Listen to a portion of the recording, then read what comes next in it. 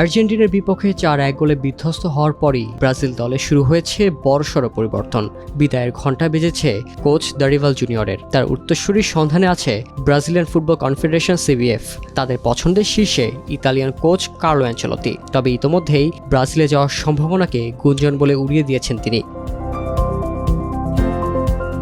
ফুটবলের সবকিছুই পরিকল্পনা মতো চলে না। আগেও একবার সবাই ধরে নিয়েছিল অ্যানচেলত্তি হচ্ছেন ব্রাজিলের কোচ, কিন্তু কি হলো? স্প্যানিশ জায়ান্ট রিয়াল মাদ্রিদের সঙ্গে নতুন চুক্তি করে সেখানেই থেকে গেলেন। এবার তাই CBF কোনো ঝুঁকি নিতে চাচ্ছে না। আনচেলত্তিকে প্রথম পছন্দ হিসেবে ধরে রেখেই তৈরি করছে প্ল্যান বি, আর সেই বিকল্প পরিকল্পনায় আছে হোর্হে জেসুস। পর্তুগিজ কোচ জেসুস ব্রাজিলের ফুটবল সংস্কৃতি সম্পর্কে বেশ ভালোভাবে জানেন, কিন্তু অ্যানচেলত্তির পথের মূল বাধা তার রিয়ালের সঙ্গে 2026 সাল পর্যন্ত চুক্তি থাকা। ব্রাজিলের দায়িত্ব নিতে হলে তাকে সেই চুক্তি ভাঙতে হবে, যা সহজ ব্যাপার নয়। এদিকে জেসুস বর্তমানে সৌদি ক্লাব আল হিলালের কোচ, তবে তার চুক্তির মেয়াদ এই মৌসুমের শেষ হচ্ছে। ফলে ব্রাজিলের দায়িত্ব নিতে তার কোনো বাধা নেই। এমনকি তিনি চাইলে ক্লাব বিশ্বকাপের আগেই আল হিলালের সঙ্গে সম্পর্ক শেষ করতে পারেন। তবে সমস্যা একটাই, জেসুস ব্রাজিলে এলে নেইমারের সঙ্গে তার সম্পর্ক নতুন করে আলোচনায় আসবে।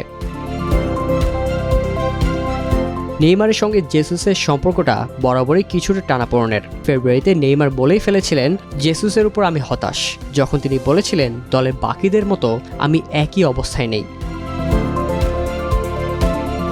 এখন নেইমার ও জেসুসের সম্পর্কে সমীকরণ ব্রাজিলের কোচ হওয়ার পথে বাধা হয়ে দাঁড়াবে কিনা তা দেখার বিষয়। তবে ব্রাজিলের ফুটবল কর্তারা চাইবেন বিশ্বকাপের জন্য সবাইকে একসঙ্গে নিয়েই এগোতে। তবে একটা বিষয় পরিষ্কার, CBF এর প্রথম পছন্দ এখনও অ্যানচেলত্তি। সংস্থাটির সভাপতি এনদালদো রদ্রিগেজ স্বয়ং অ্যানচেলত্তির বড় ভক্ত, আর বিশ্বকাপের জন্য দলে কাঙ্ক্ষিত পরিবর্তন আনতে হলে অভিজ্ঞ কারো হাতে দলের দায়িত্ব তুলে দিতেই হবে। তাই অ্যানচেলত্তির সঙ্গে আলোচনা জোরসোরে চলছে। আবার এটাও ঠিক যে রিয়ালের সঙ্গে চুক্তি শেষ হওয়ার আগেই অ্যানচেলত্তি ব্রাজিলে আসতে পারেন। অনেকে মনে করছেন ক্লাব বিশ্বকাপের পর তিনি রিয়াল ছাড়বেন, এমনকি ব্রাজিলের অফার না পেলেও তিনি ব্রাজিলে আসার চেষ্টা করবেন। তাহলে ব্রাজিলের কোচ হিসেবে তার নাম ঘোষণাও হতে পারে দ্রুত।